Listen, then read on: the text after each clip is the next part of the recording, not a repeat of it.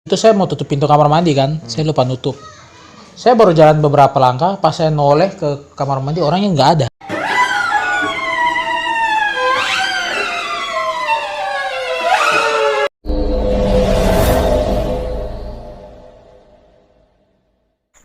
Jangan lupa subscribe, nyalakan tanda lonceng guna mendapatkan notifikasi-notifikasi. Selamat menyaksikan.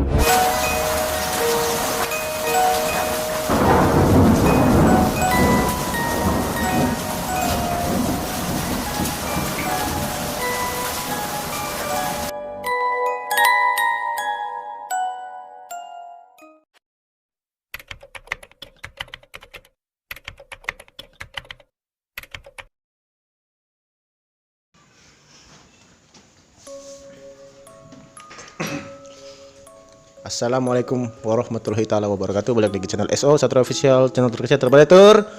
Wah. Oke guys, dalam kesempatan kali ini kita akan melakukan podcast lagi, yaitu podcast pengalaman misteri.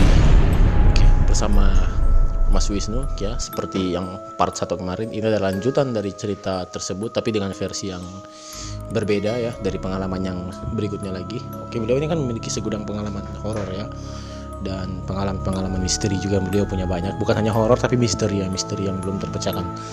Oke, kita langsung aja ya. Jadi Mas, perkenalkan dirinya ulang dulu kepada sahabat viewer yang nonton video ini, maupun subscriber baru maupun yang subscriber lama. Silakan.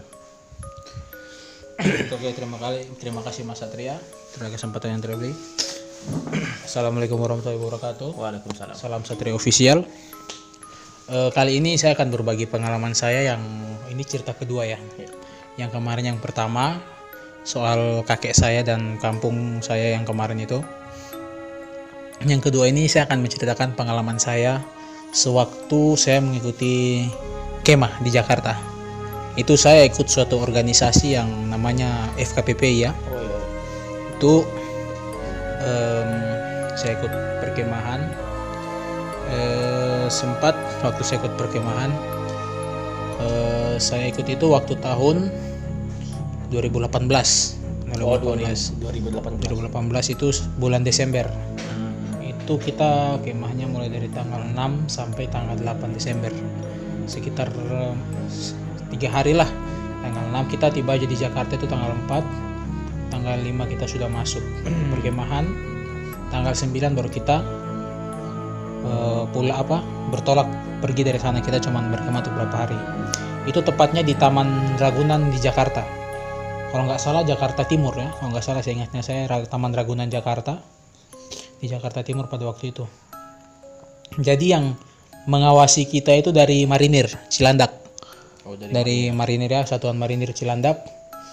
Itu kita, pengalaman saya itu di sini termasuk sedikit mistis dan sedikit membuat bulu kuduk bisa berdiri juga.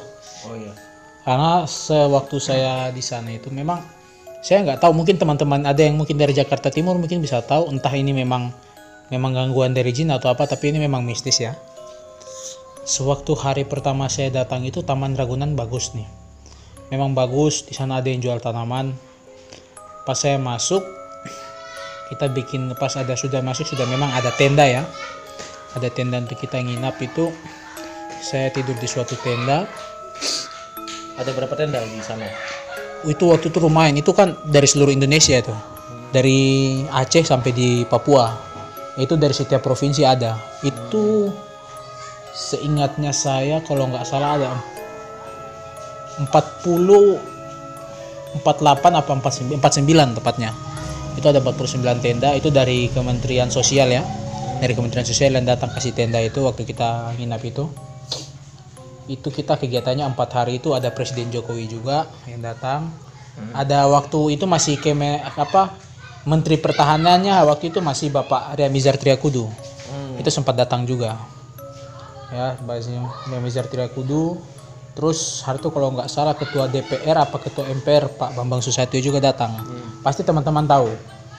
Yang untuk sekitar Jakarta Timur. Cuman yang saya kembali lagi ke cerita yang mistis yang ingin saya ceritakan itu. Sewaktu malam itu, sewaktu kita selesai apel malam ya, kita mau tidur itu memang orang di sekitar sudah pada sunyi ya. Mungkin ada suara orang, memang ada. Cuman pada malam itu kebetulan saya mau buang air ya. Saya bangun sekitar jam 12 malam apa jam setengah 1 malam itu. Itu sebelumnya memang itu saya mimpi buruk. Saya itu ada di atas gedung. Terus saya kayak didorong gitu, saya jatuh kan. Saya jatuh, saya teriak-teriak gitu. Pas saya kaget bangun, saya langsung kaget bangun sadar gitu. Saya langsung beristighfar, astagfirullahaladzim. Saya berdiri, saya duduk, kan baru bangun nih, baru kumpul tenaga sebentar. Saya mau buang air kecil habis itu. Saya buang air kecil itu, saya menuju ke kamar mandi. Kamar mandi kan lumayan jauh tuh. Baru ini tenda kita di sini, itu jaraknya sekitar berapa ratus meter, 300 meter atau berapa ratus meter dari tenda gitu. Saya ke kamar mandi gini, untuk kamar mandinya kotornya luar biasa. Saya masuk gak ada lampu ya, saya pakai blitz HP, saya kencing, saya buang air kecil, saya duduk, saya pas keluar, itu ada sosok, entah itu manusia atau bukan, tapi yang jelas itu pas mau apa? Pas mau keluar. Pas keluar, saya buka pintu, ada sosok orang, dia berdiri tepat di sebelah kanan saya. Badannya sedikit besar, tinggi ya. Cuman saya nggak berkepikiran itu manusia atau bukan. Karena kan kebetulan hitam karena malam gelap ya, saya nggak perhatikan. Oh, jadi karena memang suasana malam jadi tidak kurang merhatiin. Tidak gitu. terlalu terlihat jelas ya Tidak terlihat sosoknya. jelas. Saya pakai ekor mata saja, saya lihat sepintas. Oh, ada orang. Oh iya. Saya pikir mungkin manusia seperti saya. Ternyata Jadi pas saya ke depan, saya jalan begini. Saya balik tuh, saya mau tutup pintu kamar mandi kan. Saya lupa nutup. Saya baru jalan beberapa langkah, pas saya noleh ke kamar mandi, orangnya nggak ada.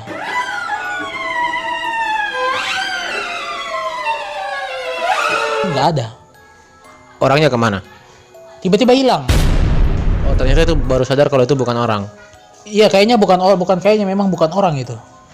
Karena sewaktu saya noleh kan sekitar saya baru beberapa langkah, 4 atau 3 langkah lah, saya melangkah 4 langkah waktu itu seingatnya saya. Saya baru 4 langkah, saya ingat karena waktu saya datang kan pintunya tadi tertutup. Gak mungkin dong saya keluar nggak tutup lagi. Saya balik, saya noleh begini, saya kaget. Kok nggak ada? Saya merinding. Bulu kuduk saya berdiri, saya banting pintu tutup, saya langsung lari sekencangnya ke arah tenda. Itu posisi orang tenda tidak ada yang dengar atau? Itu nggak ada yang dengar, cuma ada kebetulan malam itu ada marinir di situ. Tapi tidak menceritakan kepada mereka apa? Saya cerita. Sudah cerita. Saya bilang, Pak, tadi di sana kayak ada orang, entah manusia atau bukan, jelasnya dia berdiri di sebelah situ. Dia bilang, Pak, dia bilang sama saya, Pak, selama kami di sini baru Bapak lo yang bangun untuk buang air kecil. Mereka panggil Bapak sebagai bentuk penghormatan mungkin ya. Iya, iya. Ya, jadi saya bilang, apa enggak? Tadi saya lihat orang di situ. Di mana? Ada Pak. Saya sampai sempat debat juga sama orang itu. Oh, debat sama sama Bapak Marinirnya. Soal yang itu kejadian orang itu. yang Yang kayak sosok itu. Jadi saya kiranya itu, pikirnya itu orang. Jadi saya debat. ternyata bukan orang itu. Ternyata bukan orang, karena Bapak Marinir bilang itu pada jam segitu baru saya yang izin buang air kecil, karena kan mau keluar kan ada marinir nih, nggak mungkin kan kita keluar nggak ngizin, kita keluar sebentar mau buang air. Langsung saya ajak kita ke sana sama-sama, kita berjalan berdua kita jalan ke sana. Pas sampai di sana gini, kita keliling itu kamar mandi, karena kebetulan pasti teman-teman di Jakarta Timur tahu nih kalau Ragunan itu bukan Taman Ragunan yang hewannya, yang satunya pasti teman-teman tahu. Itu kamar mandinya itu ternyata bulat, dan kamar mandinya ternyata bukan cuma satu, itu ada sekitar 6. Jadi dia kayak gedungnya bulat 1, 2, 3, 4, 5, 6. Jadi dia bulat besar, tapi ada 6 kamar mandi. Oh, jadi kamar mandinya bentuknya melingkar ya? Melingkar. Cukup ya guys, jadi kamar mandinya itu bentuknya melingkar. Jadi mungkin cukup menyeramkan juga, karena kita keluar kita sudah melihat kamar mandi lain gitu. Iya, seperti begitu. Dan lumayan besar kamar mandinya waktu itu.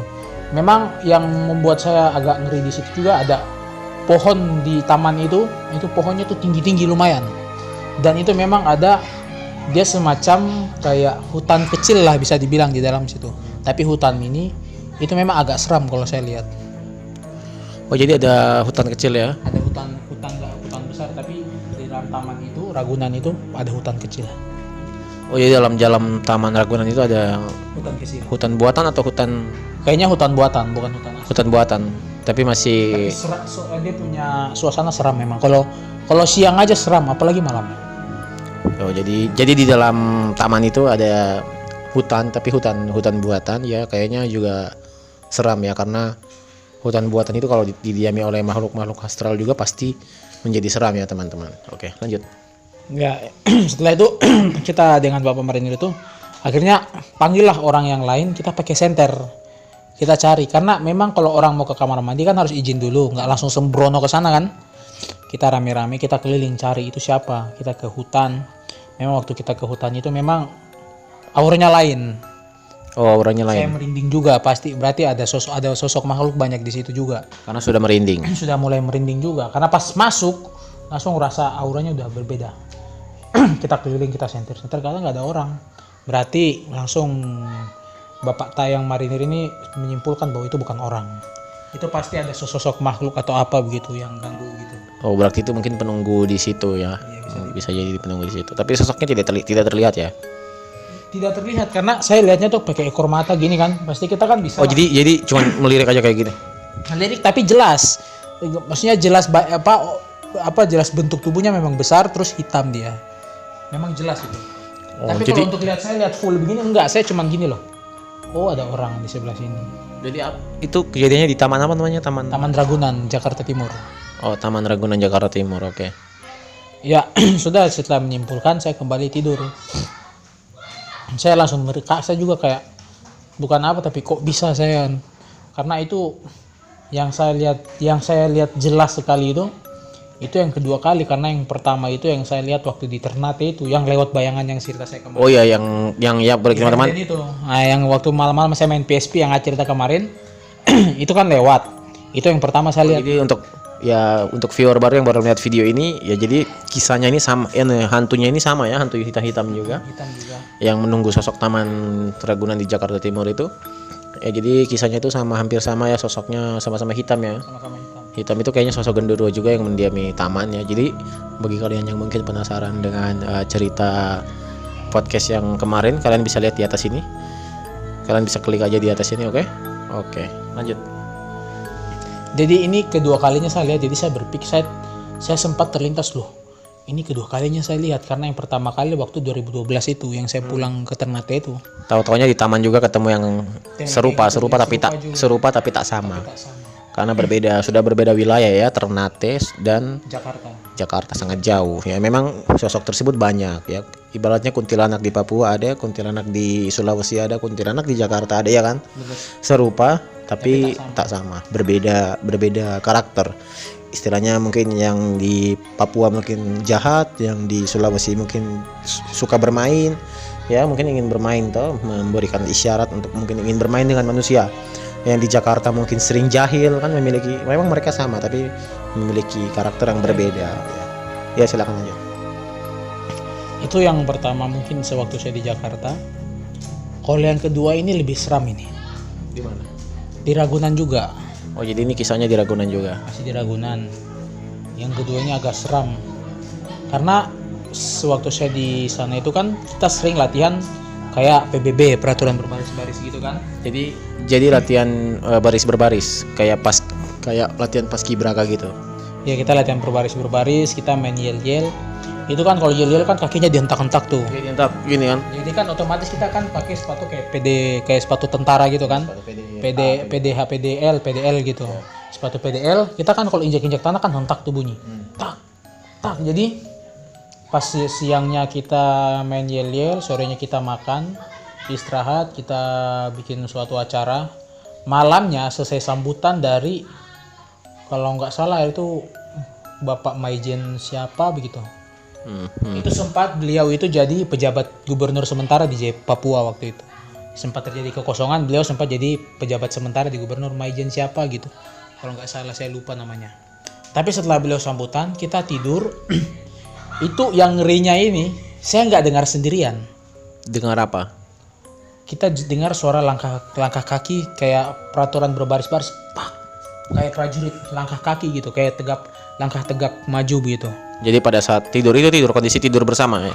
Itu pertama itu yang lain kita lagi cerita kan, biasalah kita cerita malam, kita cerita-cerita ngobrol-ngobrol, terus beberapa orang sudah tidur, tinggal saya sama 3 teman saya.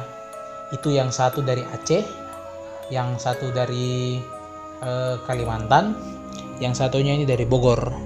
Kita berkenalan kan, jadi kita cerita-cerita malam itu di tenda, meskipun kita beda tenda, tapi kan kita sudah kenalan toh, dan namanya teman-teman banyak kan dari seluruh Indonesia, jadi kita berbagi pengalaman. Kalau di Papua tuh begini, kalau di Aceh begini, Bogor begini, Kalimantan begini. Terus saat kita lagi cerita, kita kan sibuk nih, setelah kita cerita kita tiduran di atas kasur ya, bukan kasur istilahnya, kayak tikar gitu. Kita main handphone itu tiba-tiba ada suara langkah kaki. Itu memang udah larut malam banget, sudah jam 1:30 malam hari itu, sudah jam pukul 2.00 Oh iya. waktu Indonesia bagian barat waktu itu. Kita lagi main handphone, tinggal kita berempat nih yang belum tidur dalam tenda. Tiba-tiba suara kaki prajurit, Kayak suara langkah prajurit yang sedang berjalan tegak maju itu. sedang kayak gerak jalan gitu. Iya. Jadi kita kaget, kita pikir mungkin ada orang mungkin langkah tegak malam-malam. Kita keluar cari, nggak ada. Tapi itu didengar oleh semua, bukan cuman saya saja, sama ada orang yang bangun saja. Yang tidur ini mereka nggak dengar apa-apa. jadi itu lah, mungkin orang yang tidur bagaimana mau dengar. Iya, ya mungkin karena tidur ya, mungkin saking capeknya. Kita kan mungkin yang bangun aja yang dengar kali. Jadi itu didengar bukan cuman sendiri ya, itu berarti memang nyata, bukan dari hasil halusinasi, tapi sudah didengar oleh beberapa orang, itu berarti memang nyata, real ya kejadiannya. Oke, mungkin di akhir cerita ada. Mungkin setelah kita cek, kita keluar begini, kita nyari loh, itu suara kaki prajurit siapa? Pas kita keluar memang langsung hilang suaranya. Jadi suaranya langsung tiba-tiba hilang. Kita pas Wah guys, suaranya bisa langsung hilang. Jadi ketika disamperin rame-rame atau sendiri? Rame-rame, kita berempat. Jadi ketika disamperin rame-rame, tiba-tiba itu sudah tidak ada apa-apa ya? Ya nggak ada apa-apa, tiba-tiba hilang gitu saja. Kita otomatis kita merinding juga. Baru kebetulan waktu itu marinirnya lagi nggak jaga kita punya tenda, mereka lagi di depan, mereka di pos rame-rame di depan, lagi cerita-cerita juga di sana. Ya, kita di belakang sendirian aja kan, jauh kan, ini pos depan, kita tenda belakang lain. Jadi pas kita selesai main gadget begini, terus saya bilang, loh itulah suara rangka apa itu? Kita langsung, teman saya, baik kita cek yuk rame-rame. Teman saya yang dari Aceh, itu namanya Putra, saya masih ingat, saya masih kontak sama dia sekarang. Kita lari rame-rame keluar, kita cari sumber suara. Pas kita keluar tenda, suaranya tiba-tiba hilang. Suaranya hilang. Itu makanya langsung kita cari, loh itu jangan-jangan tuh langkah kaki marinir. Kita cari marinir, nggak ada. Ini tengah malam gelap gulita, di tengah-tengah itu baru itu setelah hujan. Itu tanah peceknya luar biasa, kaki sepatu saya sampai kotor, kita sampai nginjak tuh sampai lengket-lengket, susah sampai jalan. Akhirnya sudah kita lapor ke marinir di depan. Akhirnya mereka ke belakang rame-rame. Kita ceritakan yang terjadi, langsung mereka bilang apa itu mungkin gangguan makhluk sekitar. Karena dari tadi kita duduk depan, tidak ada orang yang berani masuk ke dalam. Iya. Kan tidak mungkin mereka berani masuk, kan marinir yang jaga nih. Iya, nggak ada yang berani. Tidak ada yang berani itu kalau sudah. Nggak berani. Marinir ini yang jaga, bos. Marinir yang jaga. Jadi mereka mungkin bilang itu kayak makhluk sekitar, karena mereka juga sempat yang bapak yang kemarin saya minta tolong cek kamar mandi itu juga bilang kemarin juga dia nunjuk saya kan, bapak ini kemarin juga begitu di kamar mandi dia diganggu. Jadi bapak tersebut mendapati kejadian yang sama ya? Iya, kejadian yang sama. Oke. Jadi dia bilang mungkin ini kita diganggu aja, nggak apa-apa itu. Udahlah biasa aja, kita yang penting diam-diam aja. Mungkin sambutan ya, sambutan. Selamat datang ya. Jadi mungkin kita istighfar atau apa Iya. penting salat atau gimana, kan masjid juga kan lumayan dekat juga dari situ. Oke guys. Masih ada sekian aja ceritanya. Mungkin sekian aja ya kalau dari Ragunan ini. Oke guys. Masih memiliki segudang cerita ya, pengalaman masih ada. Mistis banyak ya, sama Mas juga kan Ya ada. nanti saya ada ceritanya. Sama kita pernah kan waktu di hutan itu kita penelusuran itu Kita pernah kan. penelusuran Banyak juga bersama juga ya. Nanti saya akan Iya. angkat di podcast berikutnya, oke? Oke, bagi teman-teman mungkin sekian saja podcast kali ini. Bagi kalian yang belum subscribe, kalian bisa klik tombol subscribe di layar kanan bawah ini. Oke, mungkin sekian saja. Jangan lupa like, komen, berikan masukan. Kalian ingin podcast seperti apa, nanti insya Allah akan ditayangkan di channel ini. Oke, dukung saya terus hingga tembus 100.000 subscriber. Tanpa kalian saya bukan siapa-siapa. Oke, salam mistis, sampai jumpa.